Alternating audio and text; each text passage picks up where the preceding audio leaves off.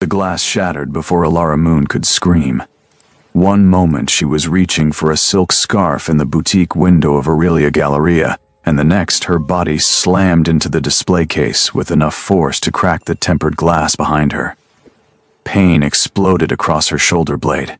The world tilted sideways as shoppers gasped and scrambled backward, their designer bags clutched to their chests like shields.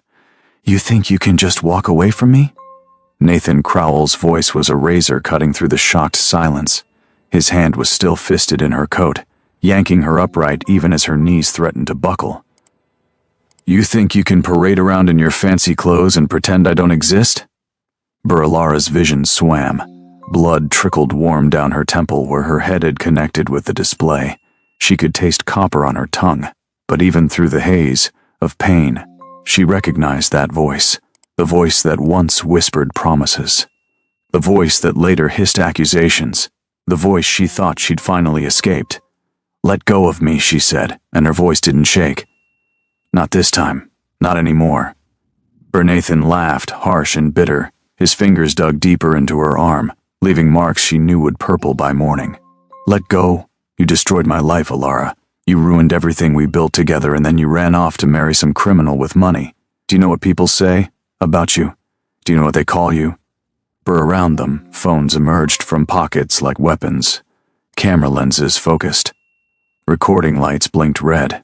A teenager in the corner was already live streaming, her whispered commentary breathless with excitement at witnessing real drama unfold in Seoul's most exclusive shopping complex. "They call you a gold digger," Nathan continued, his face inches from hers now. She could smell the alcohol on his breath, see the bloodshot veins mapping the whites of his eyes. "A social climber who'll open her legs for anyone with a black card. Was I not good enough for you? Was everything I gave you not enough?" Alara felt something crack inside her chest, but it wasn't fear. It was the last brittle shell of the woman who used to flinch at his tone, who used to apologize for things that weren't her fault, who used to believe his version of their story. "You gave me nothing," she said quietly, and the words landed like stones in still water. "You took everything and called it love." Nathan's hand drew back. For a terrible second she knew he was going to hit her. She saw it in his eyes, in the way his jaw clenched, in the tremor of barely controlled rage that made his whole body vibrate. He never got the chance. Two men in dark suits materialized from the crowd like shadows gaining form. The larger one caught Nathan's wrist mid-swing with crushing precision, while the smaller one positioned himself between Nathan and Alara, his stance protective and utterly unyielding. Nathan struggled, cursing and spitting threats, but he might as well have been fighting steel itself. "Ms. Moon, are you injured?" The smaller guard's voice was professional, calm, as if violent confrontations were simply part of the daily routine. "I'm fine, Marcus." Alara touched the cut on her temple, her fingers coming away red. "Just get him away from me." "Police are 2 minutes out," Marcus confirmed, his eyes never leaving Nathan's face. "And I've called Mr. Park." Something in Nathan's expression shifted at that name. The rage cracked just slightly, letting fear peek through underneath. "Park? Jin Park? You actually married that monster?" Alara straightened her spine despite the pain screaming through her shoulder. Blood dripped onto the marble floor in perfect crimson drops. "That monster treats me like I'm made of starlight. That monster holds me when I can't sleep. That monster would burn the world down before he'd let anyone hurt me." She stepped closer, close enough that Nathan had to look her in the eyes. "You're nothing to me now, not a memory, not a scar." Nathan's face twisted with something ugly. "You wouldn't even have a life without me. I made you, Alara. Everything you are I created. That business you're so proud of, I gave you the idea. Those connections you cherish, they were my friends first. Even the clothes on your back are because of me." "The clothes on my back are Valentino," Alara said coldly. "Paid for with money I earned from a company I built from ashes after you left me homeless and broke. The connections I cherish are people who saw me drowning and threw me a rope while you stood on the dock and pushed my head underwater. And the life I have now?" She smiled, and it was sharp enough to cut. "That's mine, every single piece of it. You get no credit for my survival." Sirens wailed in the distance, getting closer. The crowd had swelled now, forming a loose circle around the scene, Alara recognized faces from magazines, from boardrooms, from charity galas. Souls elite, all bearing witness to Nathan Crowell's public meltdown in the middle of the city's most expensive shopping district. Bar Nathan seemed to realize his audience at the same moment. His eyes darted around wildly, seeing all those phones, all those cameras, all those recording devices capturing every word, every gesture, every second of his unraveling. "This isn't over," he hissed, still struggling against the iron grip of Alara's security. "You think you can humiliate me like this? You think there won't be consequences? I'll destroy you, Alara. I'll make sure everyone knows what you really are. I'll expose every dirty secret, every lie, every manipulation. Bar Mr. Crowell." Marcus's voice cut through the tirade like a blade. "I strongly suggest you stop talking. Anything you say is being recorded and can be used as evidence in the assault and harassment charges Ms. Moon will be filing." Nathan went pale. "Assault? I barely touched her." "You threw her into a glass display case," Marcus said flatly, "in front of approximately 70 witnesses. Ms. Moon is bleeding, the property is damaged, and you just threatened her life on camera." He tilted his head slightly.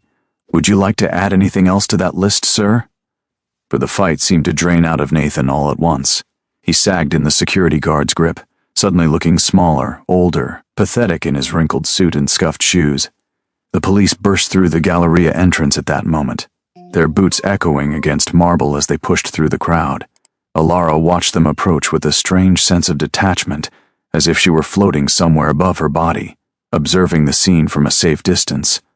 She watched them handcuff Nathan, watched him flinch and protest and demand his lawyer, watched him try one last time to catch her eye, to find some trace of the woman who used to love him, used to defend him, used to believe every word that came out of his mouth. Bar that woman was gone. Alara had buried her years ago in an unmarked grave, far from the wreckage Nathan had made of both their lives. Bar Ms. Moon. A police officer approached with cautious respect, the kind reserved for people married to men like Jin Park.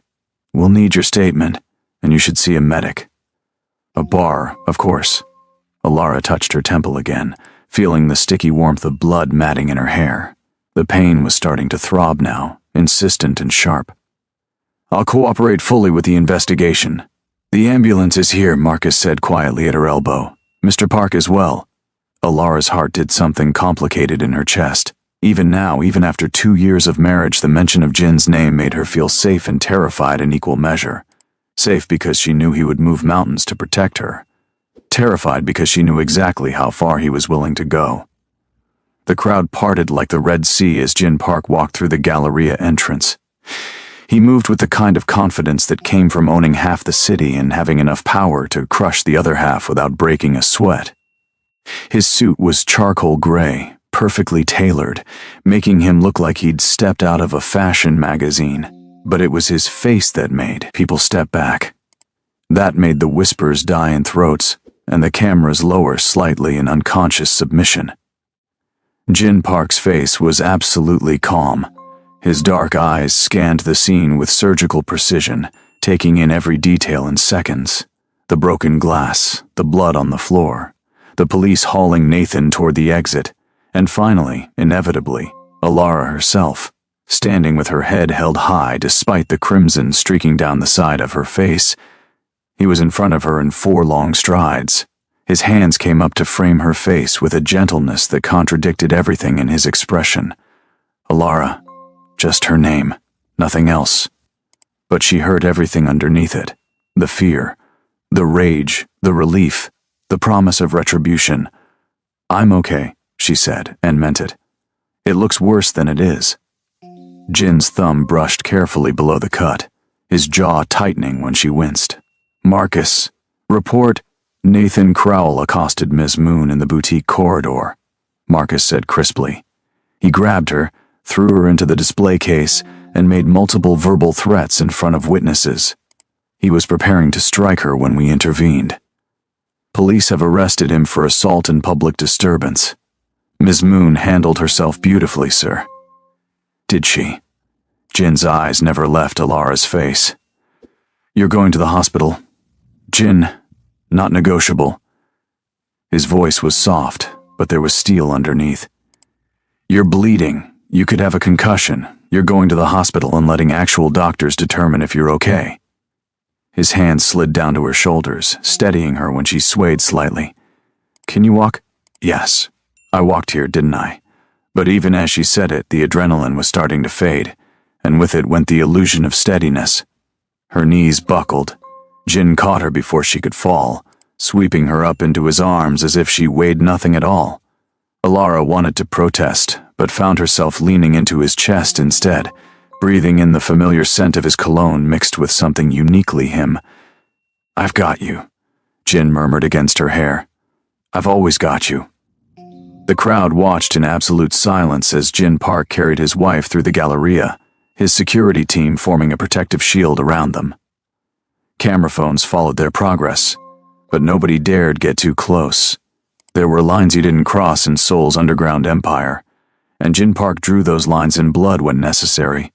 In the ambulance, Jin sat beside Alara while a paramedic cleaned the wound on her temple and checked her vitals.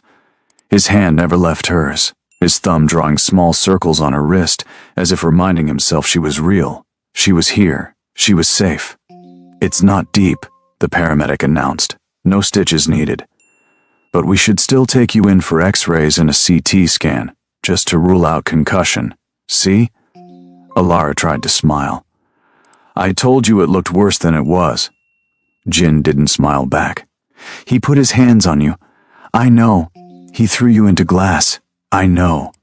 He was going to hit you."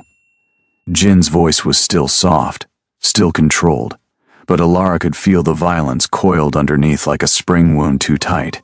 "In front of all those people he was going to hit you." Alara squeezed his hand. "But he didn't. Your security stopped him." "I'm okay, Jin." "You're bleeding." Jin touched the bandage on her temple with infinite care. "That's not okay.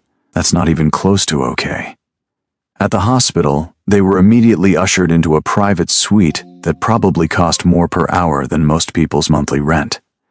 Doctors came and went with efficient professionalism, taking scans and asking questions and making notes on tablets. Through it all, Jin stayed exactly where he was, a silent sentinel in the corner, watching everything with eyes that missed nothing. When they were finally alone, Alara sat on the edge of the examination table and looked at her husband, really looked at him, at the tension in his shoulders, at the way his hands were clenched into fists at his sides, at the muscle ticking in his jaw that meant he was fighting something huge and dangerous inside himself. "What are you thinking?" she asked quietly. Jin was silent for a long moment. "Then, I'm thinking about 27 different ways to make Nathan Crowell disappear. I'm thinking about which one would hurt the most. I'm thinking about calling in favors from people who owe me blood debts and letting them have their turn. I'm thinking—" He stopped, drawing in a ragged breath. "I'm thinking I want to break every bone in his body for touching you." Alara felt something hot and complicated unfurl in her chest. Not fear, never fear, not of Jin. "But you won't I?" Jin finally looked at her, and the raw fury in his eyes made her breath catch. "Give me one good reason why I shouldn't." "Because I don't want you to." Alara slid off the table and crossed to him, placing her hands on his chest, feeling his heart pounding beneath her palms. "Because I need you here, not in prison or dealing with the fallout of murder. Because what I need from you isn't violence, it's this, you. Standing with me, believing me, being my safety when the world gets scary." Jin's arms came around her, pulling her close, holding her as if she might vanish if he loosened his grip even slightly. "He hurt you." "He did," Alara agreed, pressing her face into his shoulder. "But I'm not broken, Jin. I survived him before. I'll survive this too. You shouldn't have to survive anything." Jin's voice was muffled against her hair. "You should be able to walk through the world without someone from your past trying to destroy you. Welcome to being human," Alara said with a weak laugh. "We all carry ghosts." Jin pulled back just enough to look at her face, his hands coming up to cup her cheeks with devastating gentleness. "Tell me what happened. Before today. Tell me what he did to you." Alara had been dreading this conversation for 2 years, had been avoiding it, deflecting it, changing the subject whenever Jin's questions got too close to the truth. But sitting here, in this sterile hospital room with the man who loved her more than life itself. She found she was tired of carrying the weight alone. "He destroyed me," she said simply, "financially, emotionally, systematically. Over the course of 3 years, Nathan Crowell took everything I had and convinced me it was my fault." Jin said nothing, just listened with absolute focus as Alara's story spilled out in broken fragments. She told him about the beginning, when Nathan was charming and attentive and made her feel like the center of his universe, about how he slowly isolated her from friends, from family, from anyone who might question his behavior, about how he took control of her finances, claiming it was for their future, for their shared goals, for the life they were building together. She told him about the business they started, the art gallery that was supposed to be their dream, but became her nightmare when Nathan's gambling addiction spiraled out of control, about how he drained their accounts, maxed out credit cards in her name, borrowed money from dangerous people and promised them she would pay it back. She told him about the night Nathan disappeared, leaving her with 6 figures of debt, an eviction notice, and a handwritten note that blamed her for his failure. About how she'd spent the next year working 3 jobs, sleeping on friends' couches, eating once a day because that was all she could afford. About how Nathan's influential family had blacklisted her from every art gallery in Seoul, making sure she could never work in her field again. "I was sleeping in my car when someone threw a brick through the window," Alara said, her voice finally breaking. There was a note attached. It said, "Nathan Crowell sends his regards. Pay up or pay in blood." I had to choose between buying food and replacing the window. I chose food. I spent 2 weeks sleeping in that car with broken glass on the back seat, trying to save enough money for repairs. Jin's hands were shaking against her face. "How long ago?" 4 years. I met you 6 months after that, at the charity auction where I was working security." Alara smiled through her tears. "You asked me why someone with my eyes was standing in the shadows instead of owning the room. Do you remember?" "I remember everything about that night," Jin said hoarsely. "I remember thinking you were the most beautiful woman I'd ever seen. I remember you told me beauty didn't pay bills. I remember offering you a job and you laughed in my face, because I thought you were trying to buy me," Alara said. "Everyone in Seoul knows what kind of man Jin Park is, what kind of business you run. I thought you were like Nathan, rich, powerful, cruel. What changed your mind?" Alara touched his face, tracing the line of his jaw with her fingertips. "You came back. Every event I worked, there you were, asking me questions, listening to my answers, treating me like I was human instead of just another pretty face in the crowd. You offered me a job 5 more times before I finally said yes, and you never once made me feel like I owed you anything for it." Jin closed his eyes, pressing his forehead to hers. "I fell in love with you the night we met.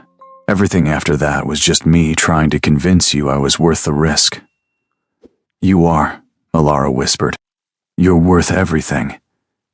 They stood like that for a long moment, holding each other in the quiet sanctuary of the hospital suite, finding strength in proximity and shared breath, and the simple fact of survival. Finally, Jin pulled back. His face had shifted, hardened into something familiar and terrible. "Nathan Crowell will pay for what he did to you." "Jin, not murder," Jin said, reading her fear. "I promised you I'd never make you watch me cross that line. But there are other ways to destroy a man, cleaner ways. Ways that don't leave blood on your hands or nightmares in your sleep." He kissed her forehead, right above the bandage. "Trust me?" Alara searched his eyes and found nothing but cold determination and burning love in equal measure. "Always. Then let me protect you the only way I know how," Jin said. "Let me make sure Nathan Crowell regrets the day he learned your name." Within 4 hours of leaving the hospital, Nathan Crowell's life began to unravel with mathematical precision. Financial records mysteriously appeared on investigative journalists' desks, detailing 3 years of fraud, embezzlement, and debt accrued through illegal gambling operations. Business partners received anonymous tips about Nathan's creative bookkeeping and his habit of using company funds for personal expenses. Banks suddenly decided to audit his accounts, freezing his assets pending investigation. The media picked up the story like starving wolves scenting blood.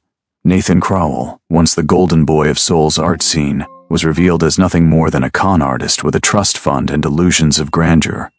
The engagement to Alara Moon, framed as a tragic love story in Nathan's version of events, was exposed as financial exploitation and emotional abuse documented in saved messages, recorded calls, and testimony from witnesses who'd been waiting years for someone to finally ask.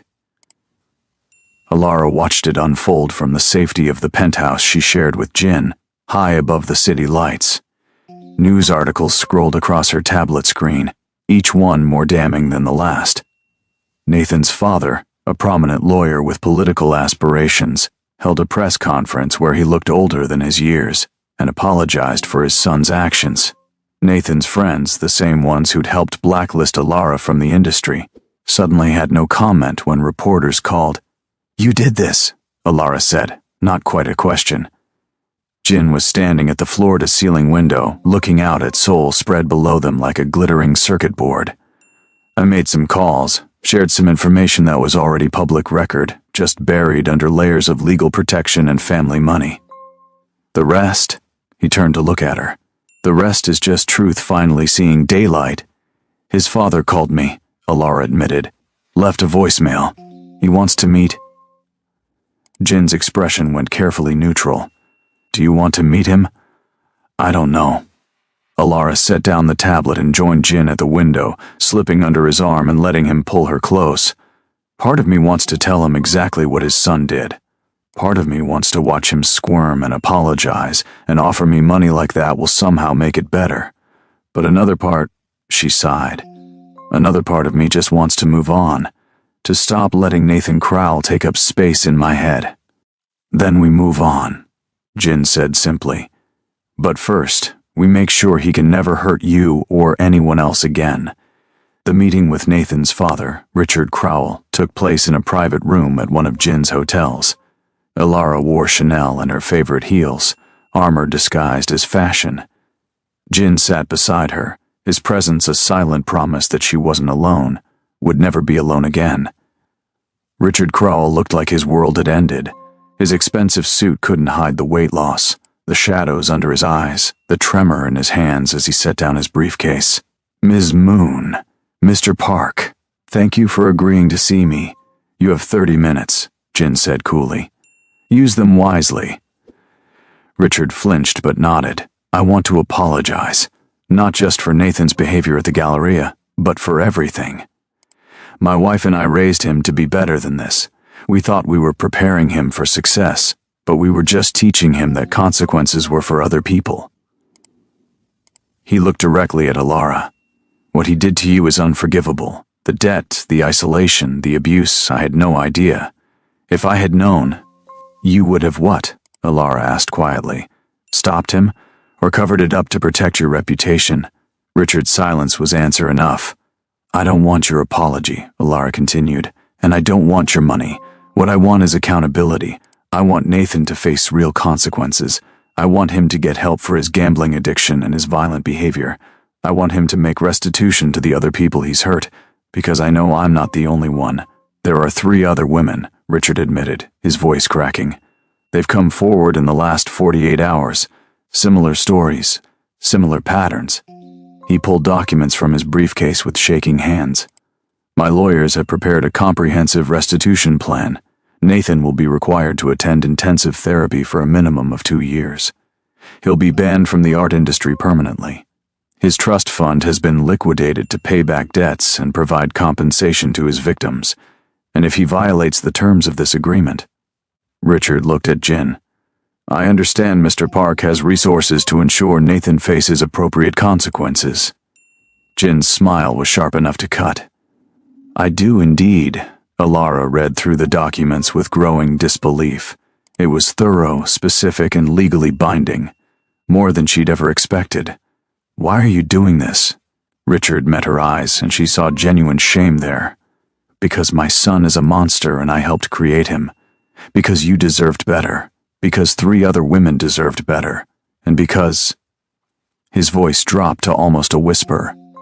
Because if I don't do this, if I don't hold Nathan accountable now, the next woman might not survive him. The words hung in the air like a death knell. Alara thought about the brick through her car window, about Nathan's hands shoving her into glass, about the rage in his eyes that promised violence without limit. "I'll sign," she said. "On one condition. Anything." Alara leaned forward. "You establish a foundation. In your name, with your money, dedicated to helping women escape financial abuse. You fund it. You promote it. You use your platform and your connections to make sure other women don't end up sleeping in cars with broken windows because someone they loved destroyed their life and called it romance." Richard stared at her for a long moment. Then he nodded, something like respect flickering across his face. "Consider it done." 2 weeks later, the Phoenix Path Initiative held its official launch at a downtown venue that had once housed the gallery Alara and Nathan built together. Jin had bought the building years ago and offered it to Alara for whatever she wanted. She chose this. The space was transformed, full of light and art and women who'd survived what Alara survived. The press was there, cameras flashing, questions flying. But Alara stood at the podium with her head high and her voice steady as she told her story to the world. She talked about survival, about rebuilding, about the difference between the man who broke her and the man who helped her remember how to be whole. She talked about the Phoenix Path and its mission, providing financial literacy education, legal assistance, and emergency housing for women escaping abusive relationships. "We rise from ashes," Alara said, looking directly into the cameras. "We take what tried to destroy us and we build something beautiful from the rubble. We survive, we thrive, we become phoenixes." The applause was deafening. Backstage afterward, Jin found her. He didn't say anything, just pulled her into his arms and held her while the adrenaline drained away and left her shaking. "You were magnificent," he murmured against her hair. "I was terrified," Alara admitted. "You were both." Jin pulled back to look at her face. "That's what makes it brave." That night, Alara's phone buzzed with a new message from an unknown number. She almost deleted it without reading, but something made her open it instead. The message was from Nathan. Just 2 sentences. "I'm sorry for what I did to you. I'm getting help." Alara stared at the words for a long time, feeling nothing. No anger, no satisfaction, no relief, just a profound sense of distance, as if Nathan Crowell belonged to another lifetime, another version of herself she could barely remember. She deleted the message without responding and set down her phone. Jin was watching her from across the room, questions in his eyes. "Everything okay?" "Everything's perfect," Alara said, and meant it with her whole heart.